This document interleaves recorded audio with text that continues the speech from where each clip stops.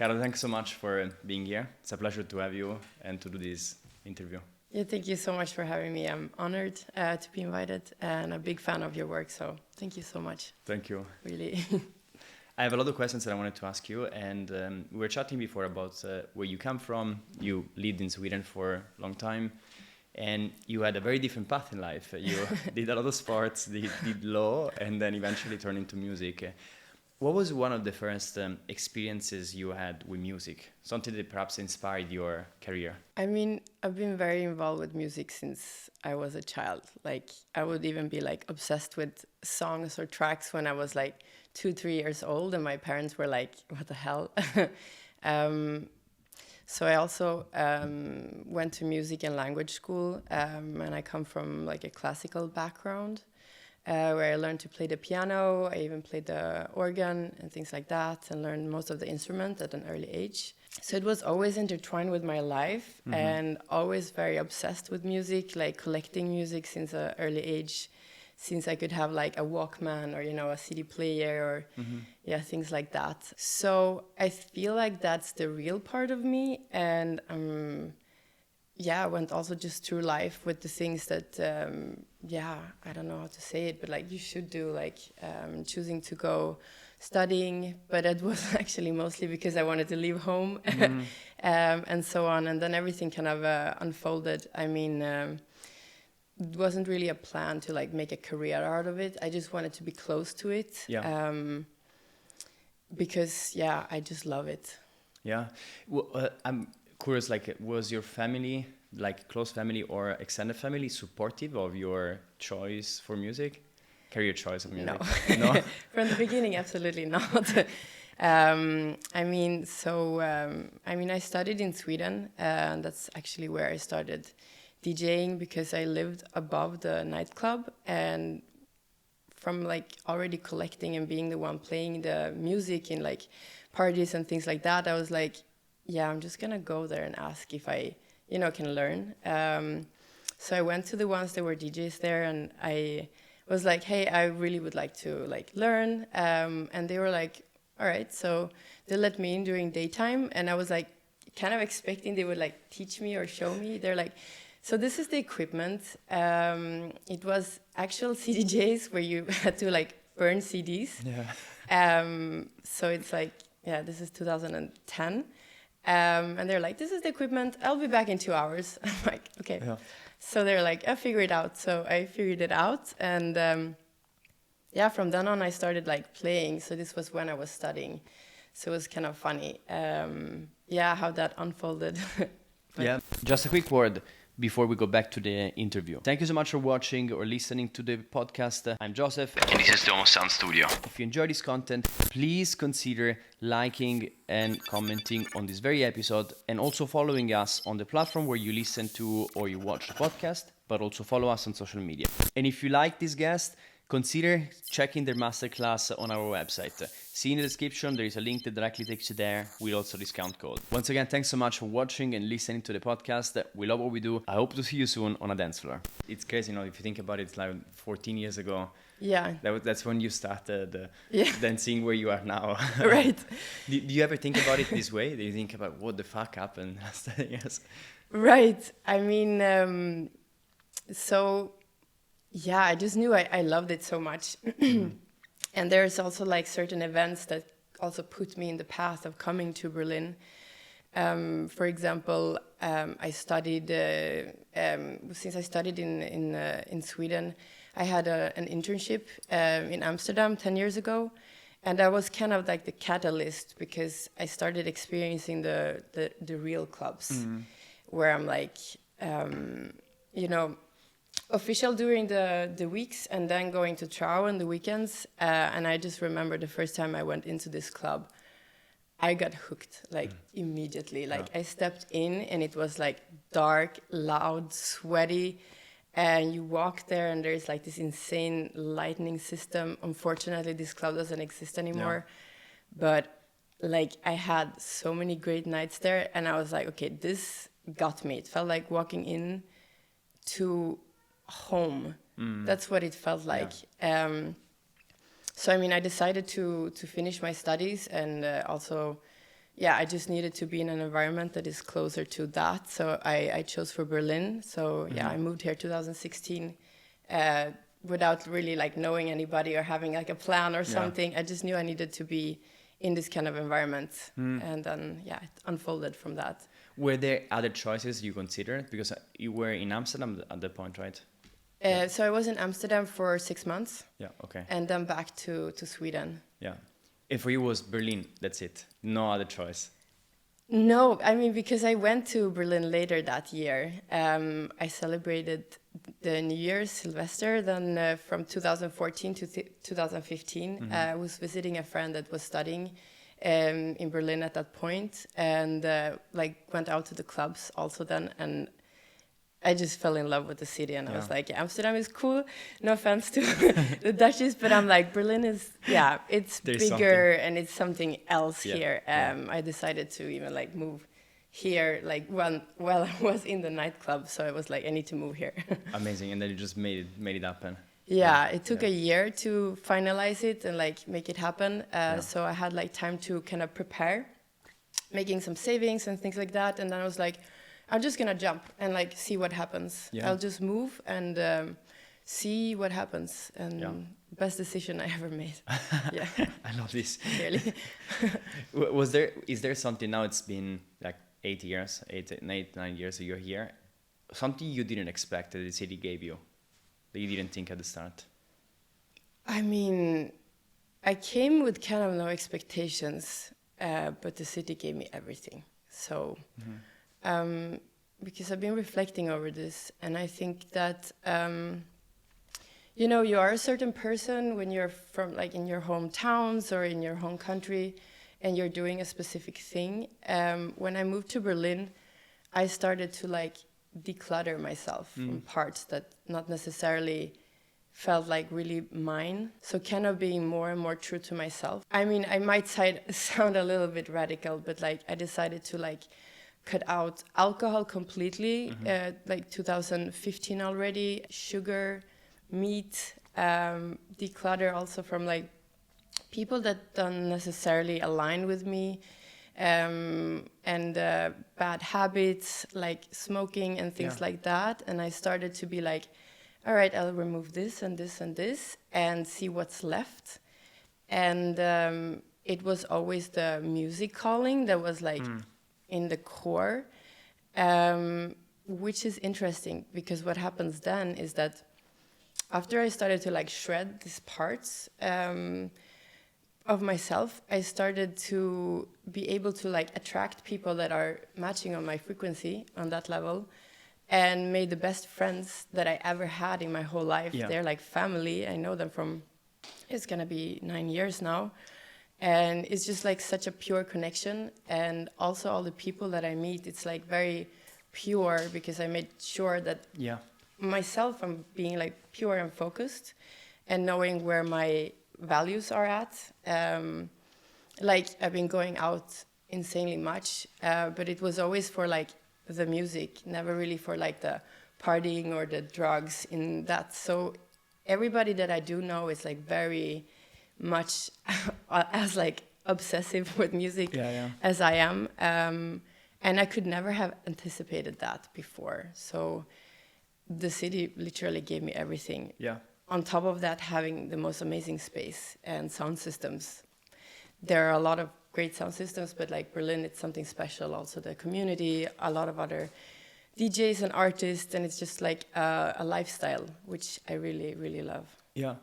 And it sounds, I mean, you definitely did the work on yourself, like to to align to figure out who you really are, and then align yourself, your habits, your life, your friends with that version of yourself. Yeah. And I fully agree. Like I think once one does something like this, like you attract people, like you filter much more because you know absolutely better what you want around you. Yeah. Yeah. Exactly. And people see it and feel it. Absolutely. You know, when there's like a pure connection on an authentic level. And like discussing like music production for hours or analyzing like music sets or things like that. Like it's beautiful, and also I think from the outside Berlin is perceived as a city which is there's a lot of excess, a lot of like drugs and hardcore partying, which is also part of it, but doesn't have to be necessary for everybody. Yeah. I mean, I did also have my share of exploration, of course, Yeah. because I'm curious, but also left it all behind on the other side of the pandemic, because I don't, like, that's a part of it. I'm not saying it's like good or bad. It's just I kind of knew where I wanted to be at, myself, also to be clear and like put in the work with like music production and things like that. Yeah. And always like leaving the club having energy and not having it like wasted in there and then not being able to function. So I think that's the difference. You know, if you leave on the right time and you know when that time is and you actually follow it, that's where the magic happens. Yeah. Can you like, teach me, because I have a problem in leaving clubs. Someone needs to drag me out. Usually it's my friends who are like, hey, we gotta go home, you know. They call it the Polish exit, right? I'm really good at that. I'm just like, now is the time, and then I'm out. You just go. 1 minute, Wow, if I start saying goodbye to people, it's over. Yeah. You know, it's like 2 hours. There was a study that apparently it takes like 48 hours of our lives is to say goodbye to people or something, which is crazy. Maybe probably more for people in Berlin, but yeah. Yeah, exactly, because I mean, it's about you're here for so long, you just know exactly. a lot of people. It's so funny. And one thing that you were telling me before is that you also did a lot of sport professionally. Like you did three different sports professionally, and that has given you a lot of it shaped your mindset, and that is serving a purpose now in music. Can you tell us more about it? I think coming from like a sports background helped me to be disciplined. So I mean, I would say I'm pretty good at like organizing my days and like sticking to a schedule and things like that, and knowing that I have to put in the work if I want like an outcome, for example. And putting things in perspective, also being aware of that I have to take good care of my body. I need to make sure I sleep enough. Knowing what kind of foods work, you know, it's a whole thing that I wish would also be just taught in school, honestly, because it's so important. It's like, what you put in your body also is gonna, like, how you're gonna feel, if you're drinking more water, if you're having more sugar, if you're doing like, for example, I've been cutting out like carbs for the last month, and I'm like, I feel like a different person, which is wild. Like, I love carbs, like pasta and pizza is really good, but you have Italian blood, so oh my god, yeah, exactly. To changing my diet, to cutting it out, I'm realizing how much I'm spiking, because then I was like, I will try a little bit of rice.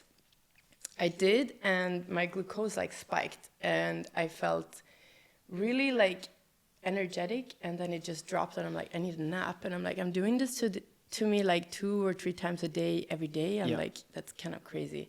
So now really trying the difference for me, it's life changing. So this is also things that I would have learned, and also from but didn't put it into practice actually until like recently, but from having a sports background, for example, and the sport was also like from individual sport to team sports, also knowing like the difference if you're like alone to it, and how it is to be in a team and things like that. But it's also about, I mean, goals, however people want to perceive it, but like knowing I want to, for example, put out something, a track or something like that, to be more disciplined maybe with deadlines. I usually find it easier if I have like deadlines on myself also, to be more productive and focused again. Yeah. What's your weekly schedule like? For example, do you have set days that you spend time in the studio? Back to being music on full time again, finally, which is something that I've been wanting to do for a while. I did it before 2019, just before the pandemic. And then the pandemic happened. So also supported myself with a day job, but now full time. I am literally waking up, making a coffee, having a big glass of water, and I go into the studio. So that's what I was missing out, that I'm doing now, and I can sit there all day, literally until like 6, 7. Then I would go to the gym or take a walk or something, and then touring on the weekends. And I do that because I love it, not because like I'm forcing myself. I just feel so happy being able to do that now. Planning to have a lot of cool releases soon. Nothing. Looking forward to hearing. Yeah. And you mentioned that for you having deadlines kind of helps you being focused and stay on track. Do you, for example, how do you see your output? Do you produce a certain amount of tracks and then send it out to labels, or you, I don't know, you just think about a concept and then you think about the label later? It really depends. I guess it's a mixture of both. Right now, I'm actually changing my workflow, also aligning better with like my sound generally right now, because I noticed like a couple of years ago, maybe I was like making, like I was battling more like with inner demons and like a bit more like darker part of myself, and I think that's also very reflected in the music. And now I feel like I've come to peace with, you know, those demons, and I feel like my sound is changing, because also what I want to like deliver on the dance floors is shifting, which I'm enjoying also the process. I think it's interesting. The journey of an artist is like, for me at least, is very much connected to how I'm feeling, inner states, and what I'm inspired by, and things like that. So workflow schedule or workflow in the studio is also shifting now, because I'm like, okay, I want to try new things, which means that so some of the tracks would be still like more like emotional focused, that is not necessarily for sharing with the world, or it's just for me, because it's a way I'm expressing myself, and I just love it. To mixing that with still having emotion, but making more maybe club-oriented tracks that I want to release, that I want to share and want to play myself. So, yeah, to answer your question is, both, I guess. If you want to also like remind me exactly what it was. Yes. So I'm thinking, how do you think about releasing music? So production, you consistently do music. Do you think about the final, let's say, output first, and then you produce backward, or you just produce, and then you think about the output later? So then I would see if I have like 10 tracks. Yeah. Then I would see maybe the ones that I like the most, or that I would be like, oh, this probably could fit here, or something like that. It really depends on how I start a track, if I'm inspired by something, or if there would be a specific label I would love to release with, because there's a lot of really cool labels out there right now that that I would tailor, of course, a little bit more to fit into that. So I think it's both. I wouldn't just be like, oh, I want to release here, I'm gonna like sit and do. It has to be everything. So it's good now when I have more time to just like produce and see what wants to come out, and trying my new workflows that also fits better with where I'm at right now. So I'm having like insanely fun in the studio, and I'm like so happy. It's a great thing. It's a great place to be in. Totally. You mentioned before, like it's a mix of, I really like this definition of like it's a mixture of how you're feeling in a certain moment, and also your inspiration. Yeah. If we talk about your inspiration, what are the sources of your inspiration normally? Well, I'm usually inspired a lot actually from like touring, to going to different countries, different cultures, meeting different people, to also listening to other DJs. I'm a big movie fan, and that inspires me a lot, and also video games. So I think in the end it's like getting inspired from like different worlds, kind of. It spins my imagination and things like that, and it makes me really motivated to like make a lot of different things. Because then eventually, like that then informs the new chapter, the new you.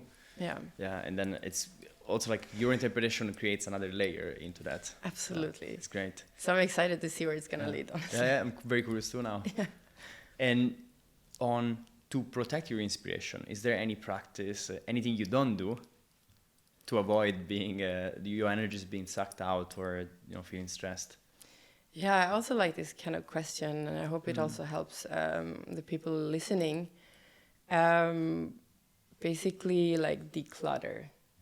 Decluttering is so important. If it's like your home space, if it's your studio space, even like to people that, you know, take more than they give, or, you know, I'm basically protecting my time right now. Yeah.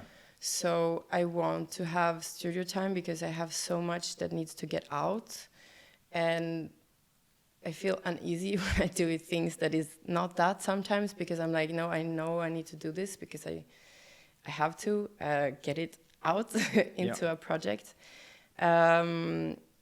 Yeah, so it's really like taking care of myself. Yeah, not necessarily sharing it with like people that maybe don't understand and things like that. So I'm an introvert, so I tend to like, have a close, good circle, even if it's like I know a lot of people. But it's good to know who you should speak with about certain things, because it's very important also on the reception and the resonance on the people that you talk about, especially like important projects and things like that about. So I'm just being mindful of like minding my business and doing my things and making sure that I take good care of myself, drinking a lot of water, electrolytes. It's like that's a fix. very amazing. And just doing the work basically, and not having any excuses. So it's like very focused to just putting in the work and staying focused. Yeah.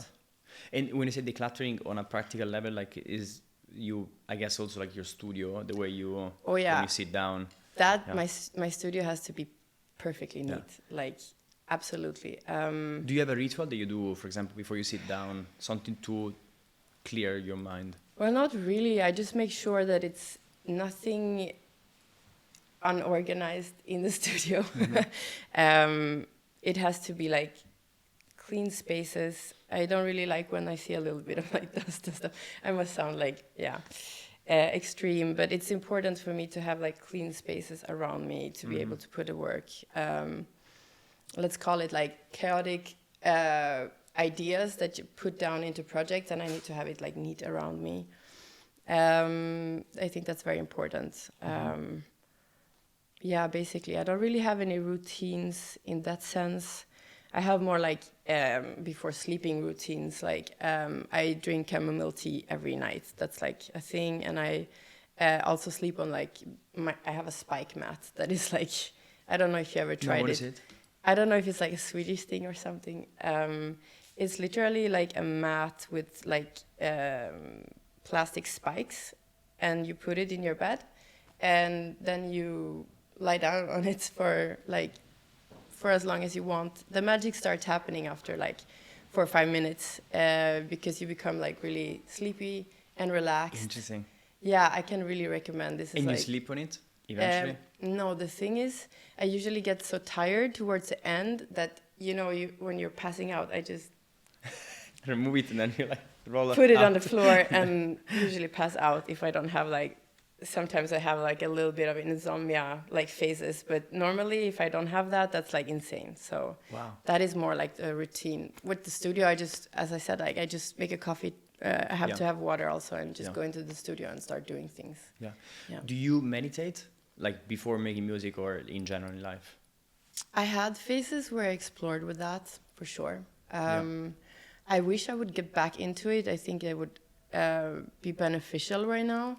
I just didn't really, like I switched houses a year ago, and I still didn't really feel like where the placement for that is. I'm like, do I want to do it in the studio, living room? Like, where do I want to meditate? So it's on the to-do list, let's call it. But I think that's a good practice to kind of like empty your mind for sure.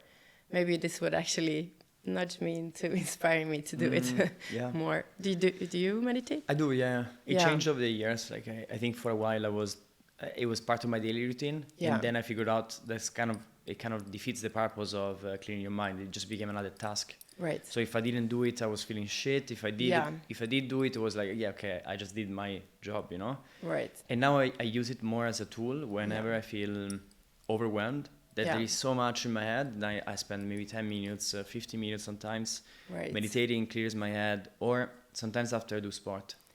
Perfect. Yeah, it really kind of grounds me to make me feel my body before I go into using my head again and work. Yeah. So what time on the day? It really depends. Like I don't have a time. I think it happens a lot.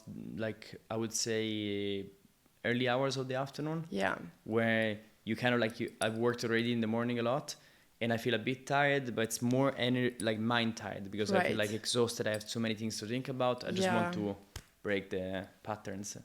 Yeah. Good tools. I'm gonna. Yeah. It work, and also it just makes it much more pleasant as well because it doesn't feel forced. It feels like, oh, okay, it's actually helping me right now. Right. Yeah. And it's like you see the effects like after years of doing this, even like a couple of times a week, you see a massive effect on how you behave. Or absolutely. Yeah. It's always like that when you sit down and you actually do it. You're like, damn, it actually works. Yeah, it actually works. Like, you know, they're not just like, everybody's not just like talking about it. It actually works. So. It actually works. Yeah. It's like, it's one of the things that we like, if you produce or if you do sports, you don't see results immediately. You don't see the results after, even if you produce or do sport for a month every day. Right.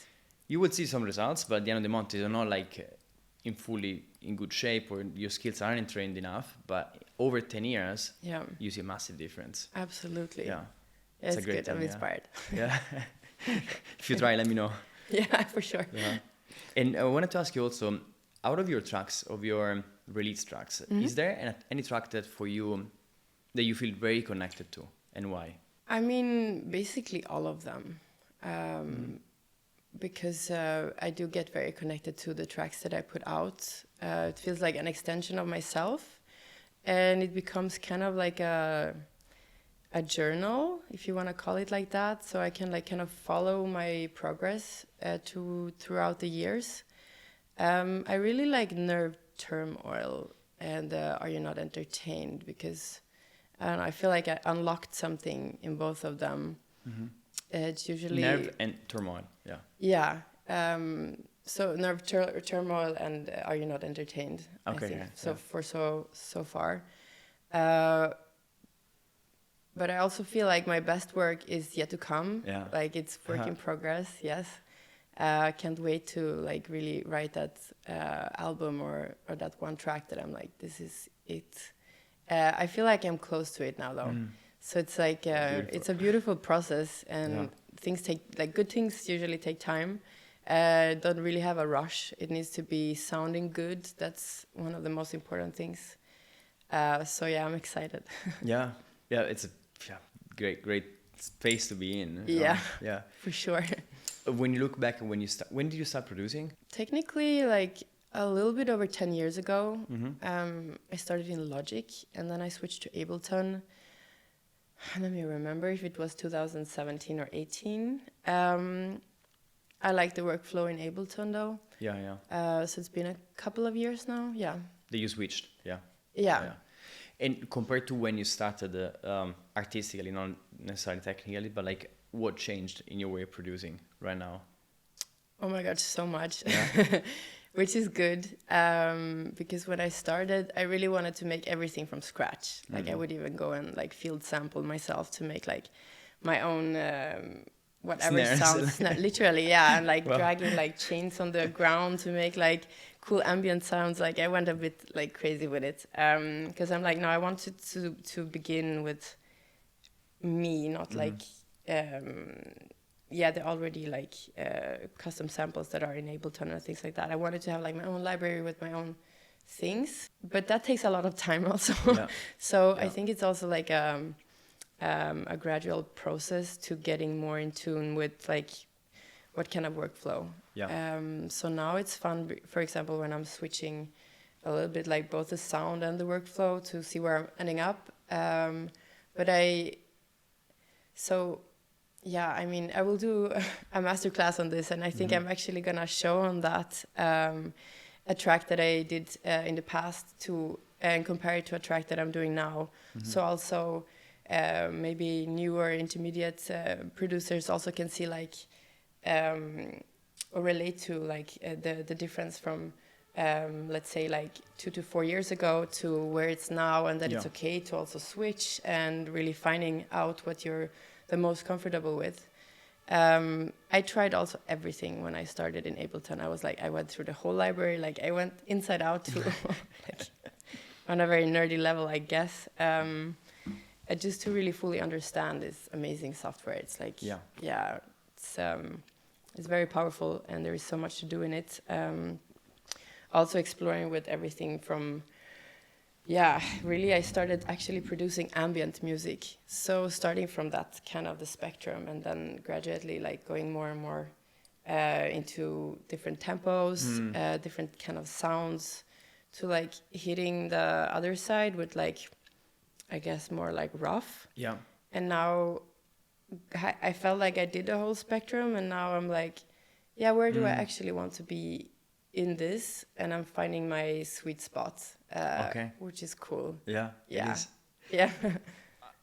And this is what you're working on right now, so it's not in release yet, right? That's your new voice. Yeah. I'm very curious. Like. Yeah, me too. I'm excited. Yeah. Did you find? Are you free with your art right now, with the way you are creating art?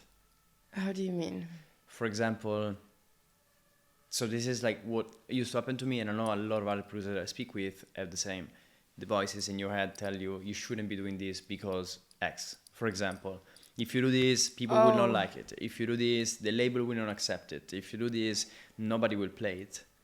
Yeah, I'm really not like a fan of that kind of limiting things in your art. On some levels, I understand it makes sense. So I think you have to pick out the pieces and make something that you're comfortable with. But yeah, I mean, I put opera in one of my techno tracks. So like that generally would be like, that doesn't make any sense. But so that's one of the things I really love about techno. It's like an open canvas with a kick, and you can kind of make whatever you want with it. That's true. Which is I love it. What's so beautiful with it. Yeah. So not necessarily. I mean, as long as it always sounds good. That's my biggest interest. Like, it has to sound good. Yeah. Doesn't matter what you do. It doesn't matter if you're sitting on, I don't know, with like sticks making something, or if you have the most expensive equipment. Doesn't matter. As long as it sounds good, I think people should be free to do whatever. And I also feel like labels are also being more open-minded to more like experimental things nowadays, which I think is really cool. Also more space for the artist to like showcase that they can do more than one thing. And that's really something that I also want to show, because my musical range is actually pretty big. And I'm happy to show that I have different kind of parts that I can work with, you know. It's not like limited to like, oh, I only play this, because that's not the case at all. Like the spectrum is, as I mentioned, it's from like ambient to like a bit rougher to like everything in between that I also love. So I think it's interesting times. But then now we're talking strictly about music production and releases. I wouldn't say that's necessarily reflected in the scene of like shows and what's being played. So I see the difference is more like open-minded with the labels, maybe more than what is being booked, for example, right now in the different venues. Yeah, I do see, like, I agree with you, and I do see that these days, I think the variety of, first of all, artists playing, but also the music being played, it's widening. Like, I think even in clubs, Bergen one of them, but many others, festivals, there's so much more variety. It's not just one type of techno, one type of house, one type of... Thank God. Yeah, finally. And in the same sets, that's a beautiful thing. Like, you know, DJs are feeling a bit more free, they can experiment. I mean, some DJs, like Object is an example, always like going like right, left, center. Right. But now it seems like people are really exploring, and it's more free, and people feel they can do it, you know. The audience is taking it. I think it's still, though, really important to have like your own signature on it, and like having some kind of logic behind it. But honestly, I think like the artists or DJs that I look the most up to are actually the ones that are being able to pull off different things, but with their own sound. So this is also like what I'm striving towards. It's like you will always hear it's a madwoman sound. Yes. But you know, I could go like hypnotic, experimental, or like a bit more loopy, or like a bit more like groovy, you know.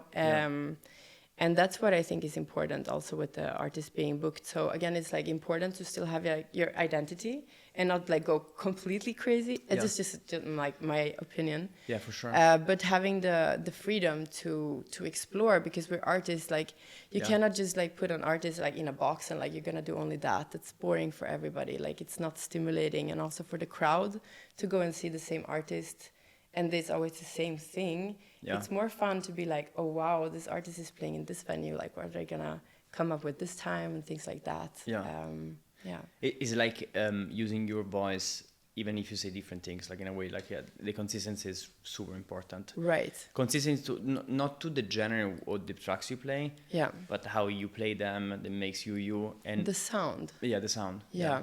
Yeah.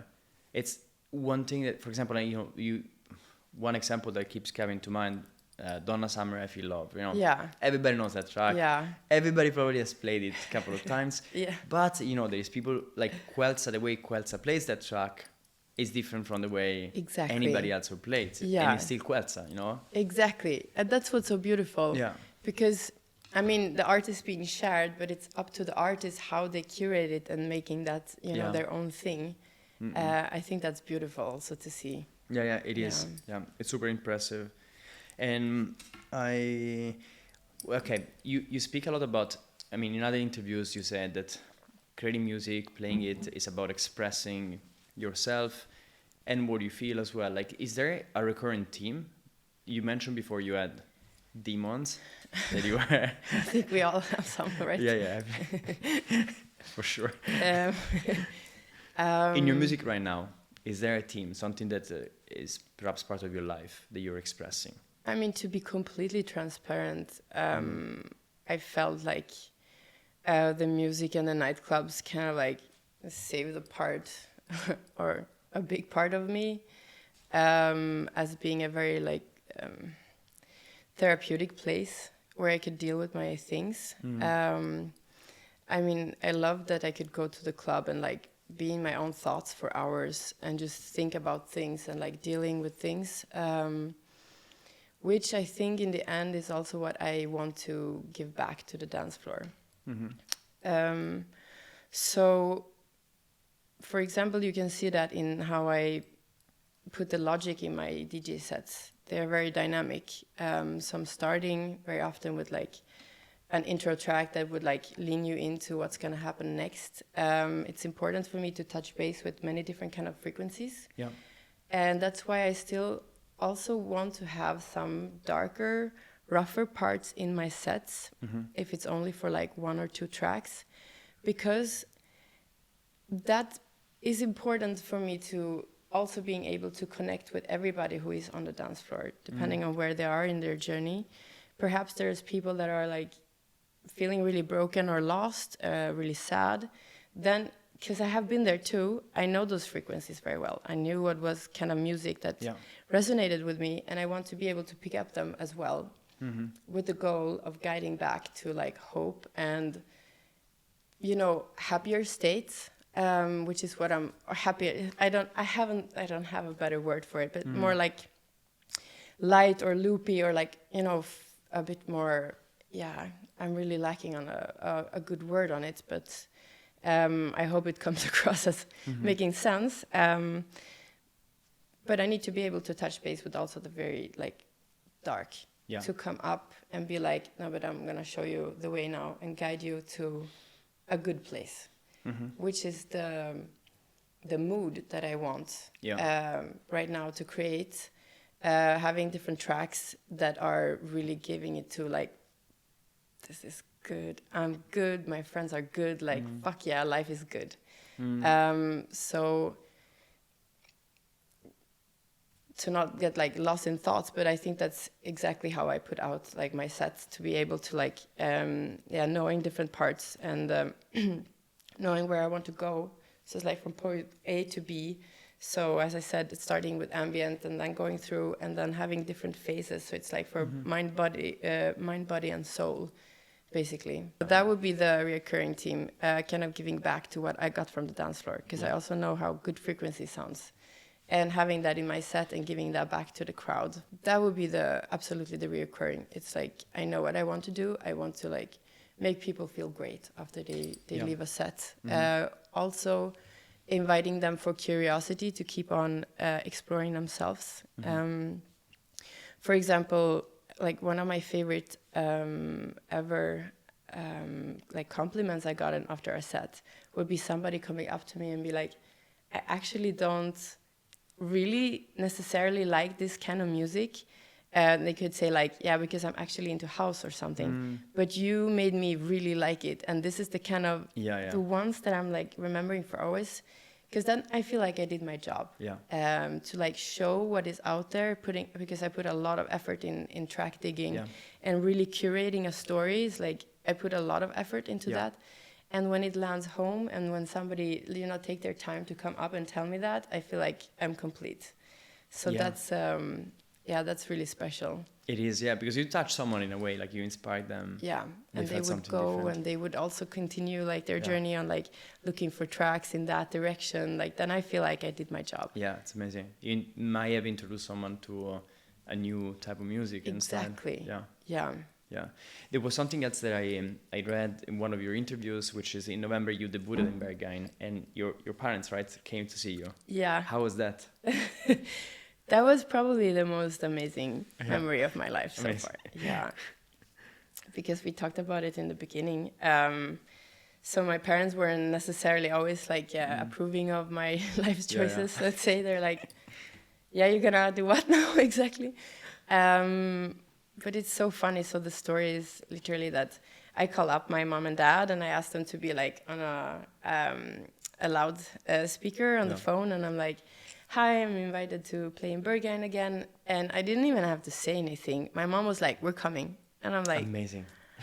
And then half an hour later, they had booked the flights and everything. And I'm like, this is wild. And then, you know, because I spent a lot of time in there, and that's one world. And then my parents, that's another world. Like two worlds that are like very unlikely colliding like that. I'm so proud of them though. They did 3 hours in there. Like my dad is pushing towards 70, so that's like intense. But it was also funny because like literally the first thing we see when we walk up for the stairs is like this huge man with like a leather pig head mask with his human dog in a leash, like, and I'm like, that's kind of like hardcore to see right away.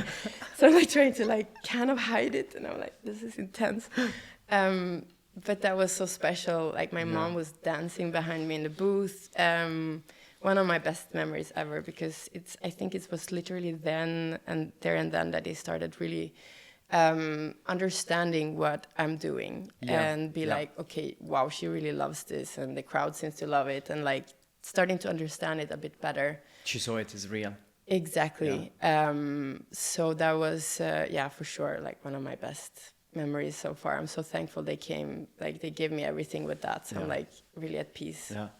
Because they must have recognized it for you was such a special moment. They wanted to be there to support you. You know, you're playing and then like, my parents are behind me. It's so wild. Yeah, that was crazy. I'm so thankful that they decided to do that, though. Yeah. Amazing story. I'm very happy for you. Yeah, thank you. And it's wild. Do you have any other crazy stories or memories of a DJ set where something crazy happened and you were like, what the fuck is this? I mean, not really. It would be more like a bit like chaotic beforehand, I guess. So I played, for example, in Cuba in 2019. And there it was like, because it's very far away, you actually don't have internet access when you're there at that point. And it was like a bit trouble with the venue because it's very difficult to organize things. So it was more like, is it going to happen? Where is it going to be? Like, where am I going to be? Are they going to find me? You know, these kind of things. That was a bit more like chaotic. In the end, it worked out great. It was an event that was held in an old brick factory. Very wild. One of my favorite shows ever, I think. Amazing. In Havana? In Havana. With Jorge? With whom? Yeah, exactly. You know him, Oregon. That's so cool. Amazing. They're amazing, They're very good friends. This is so funny, So yeah, that's my favorite, one of my Yeah. favorite sets for all time. Yeah. But it's funny, it's a good friend of mine. Yeah, yeah. I mean, I've been twice to Cuba and I played for them, Yeah. and yeah, they're so cool. Amazing. Yeah. Also, I didn't know that you did that too. So cool. Yeah, and I think it was 2020, and like by coincidence, one of my closest friends now Yeah. is from Cuba. I met her through Jorge. Oh my God. By coincidence, she moved to Berlin now, and Wild. wild. Yeah. Oh my also, God. yeah. That's so cool. Yeah. Yeah, we need to talk more about this after. Yes, for sure. Wow. Yeah, it's a very Yeah. special place, like Cuba, especially knowing like how Yeah. difficult it is for them to organize parties and throw them. Like there's a lot of roadblocks. It's not easy. No internet now. People have it, but still, again, Yeah. it's a complicated thing. It's complex I compared mean, they get like a SIM card and have Yeah. to go to like a park to have like a little bit. So imagine like being a producer to Yeah. get Yeah. your tracks out or in, Yeah. like it's crazy. Yeah. Also, a lot of them are still very limited in traveling. So it was really like, okay, I'm gonna bring Yeah. Berlin Techno to them, and they gave everything. Like, Yes. such a special energy. It's impressive also what they're doing with the Abstraction label. A Yeah. lot of cool music. A Yeah. lot of really cool music. Yeah. People should check it out. You should check it out. Yes.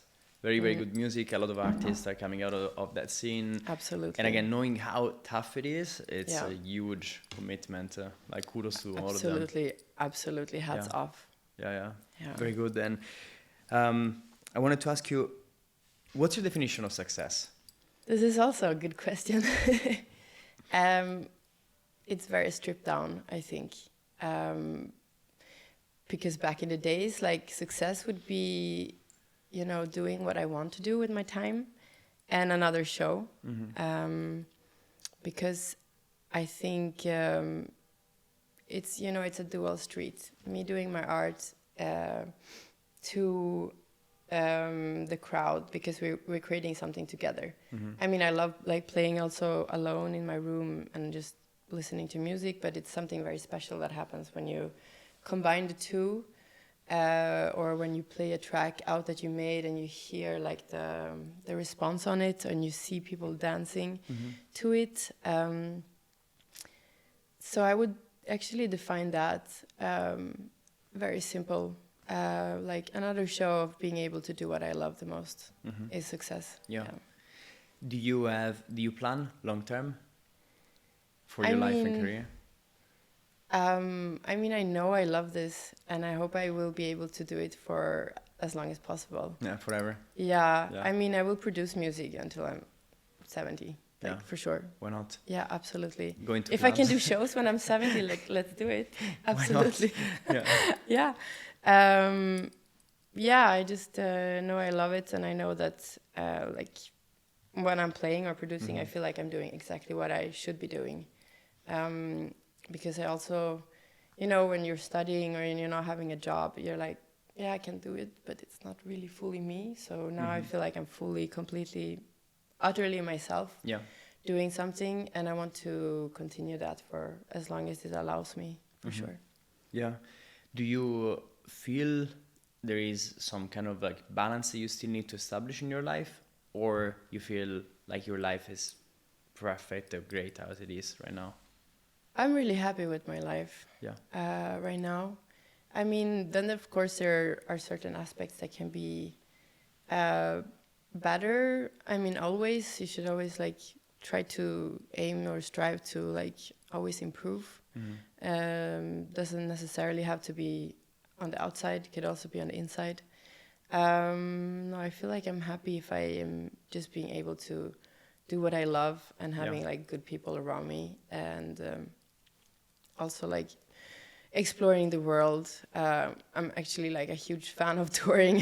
So many people are like complaining on the travel and stuff. I absolutely love it. You like it, I love it. Yeah. I think it's so nice to just have a bag and you only have what you have in the bag.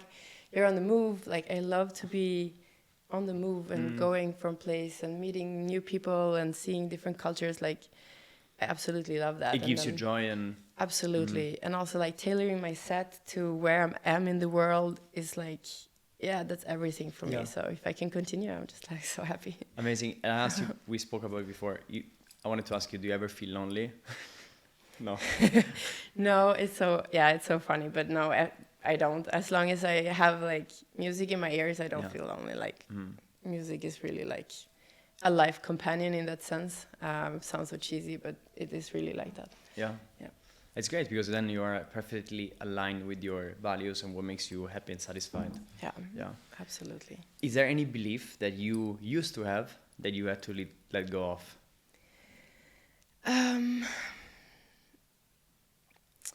I mean, yes and no, I guess. It's sometimes, just fears that pops up and be like,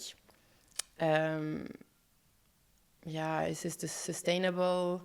Will I be all right? Many times it comes down to actually what kind of people you have around. Yeah. And actually they're projecting their limiting beliefs on you. So that comes to what we talked about before with like decluttering, to having people with like similar life views. I think is very important to be like, yeah, of course I can do this. Yeah.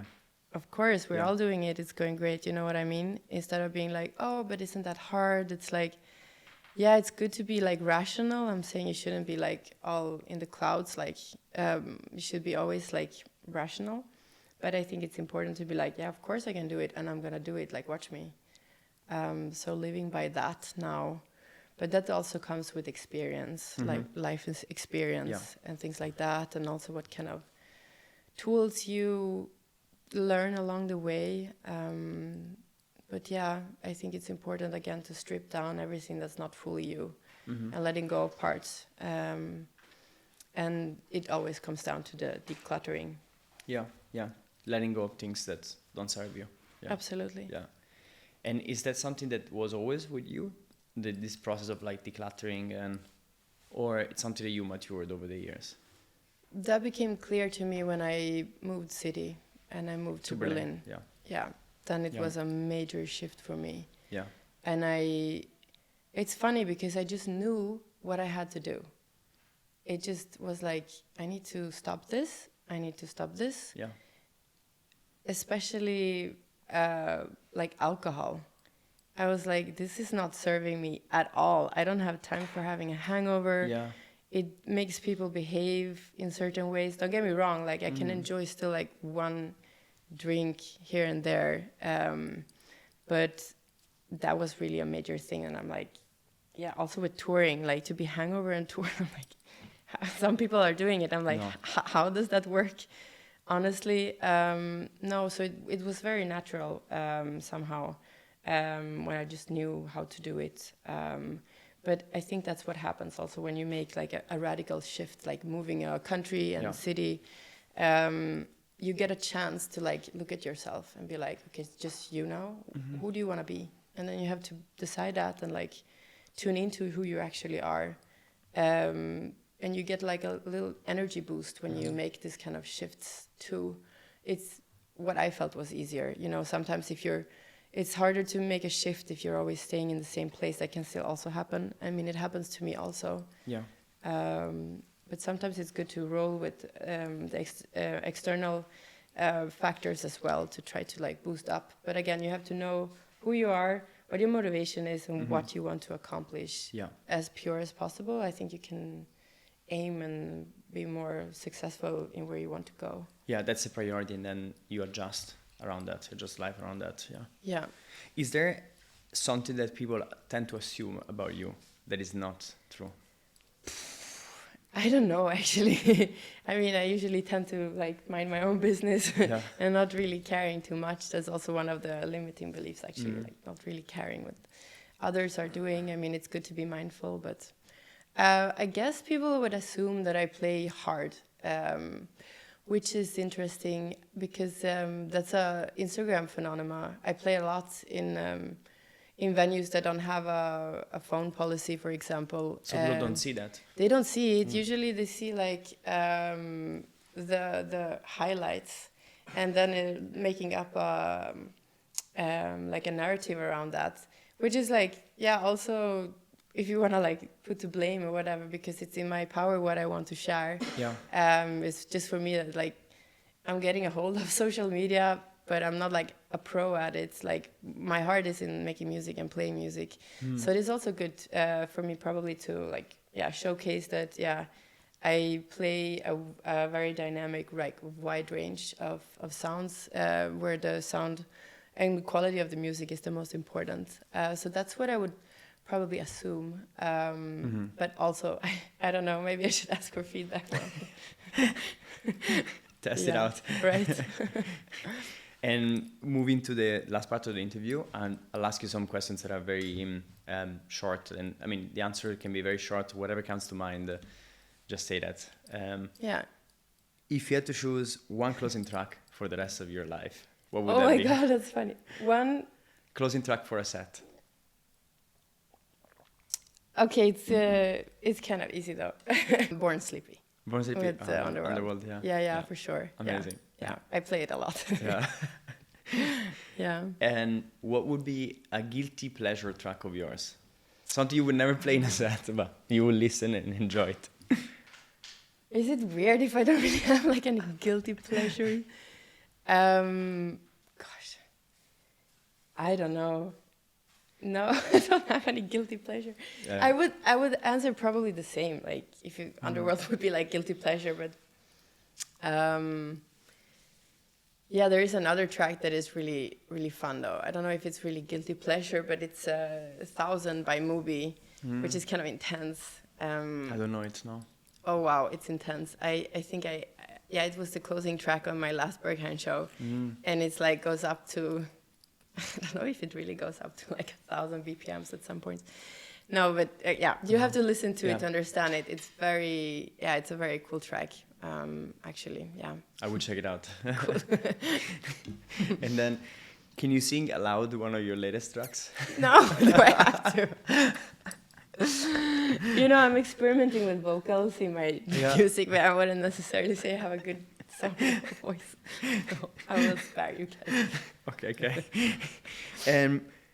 This is a question that I love asking, and I love getting the different answers, is would you rather play in front of 10,000 strangers you don't know or 20 friends?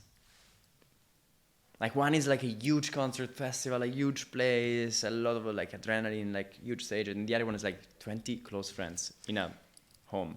Would it be like if I only had one set my whole life, or only one? No. As a preference. Or like, the next one as a preference? As a preference, yeah. Oh, wow, it's a good question, because it's completely it's two kind of completely different things. I do love to play in front of my friends, and my friends are really supportive and coming a lot to my shows. I love that, but I would also, so I am kicking on like new experiences. I love experiencing new things. And so far I didn't play for 10,000 people. So I'm obviously like curious what that would be like. And it's hard to choose. I mean, I love to play for my friends too, but like, how would I tailor a set for 10,000 people is different than how you curate it for 20. It's a good question. 20 friends, Can I do both? You can do both, yeah, of course. Cool. That's your preference, accepted. Okay, cool. And what's one project, or even more projects that you're really excited about, that you're working on? Everything right now. Yeah. Releases and production. So releases, upcoming shows and tours, also far away, which I'm really excited about. Yeah, and then I mean, also having plans of when the time is ready. I also want to leave my own imprint with my own label and things like that. But I wanted to take the time it takes for the timing to be right. I just know since years that I want to do it. Yeah. So I'm always like kind of having my mind planning for that. Yeah. To like execute it when it's time. Because I think timing is so important. And like my motto in life is one thing at a time, or like everything has its time and place. Yeah. Kind of. So when it will be the time, I'm really excited to pursue that too. And timing right for you in the end. Exactly. When it feels right for you. Yeah. Yeah. Very excited to hear the music. Me too. Yeah. And we have a closing tradition, which is we ask everybody to tell us a question we should ask the next guest without knowing who they're going to be. Yeah, I'm always curious about motivation. What drives people to do music or shows or what they're doing. So I guess it's like a little bit generic, but like what motivates them. I always want to know that, not only an artist, like what motivates people generally. I think it's interesting because it's also like an open-ended question, so people can, explain more. Yeah. So that one for sure. Yeah, amazing. And there's a question for you, Okay. which is, what does it mean to be an artist? For me, it means to be myself and doing what I love and what I feel at peace with doing. Because now I don't feel like I have an inner conflict. I'm just very at peace with myself, and I think people can hear that also in my DJ sets. So yeah, to be fully myself. Yeah. Truthfully. Yeah. Truthfully, and doing what I love doing. Yeah. Amazing. And on that note, Yeah. we close this amazing chat. Oh, wow. Thank you Thank so you. much for having me. This Thank was you. really a pleasure. Appreciate it so much. Yeah, for me too. Thank you for being here. Thank you.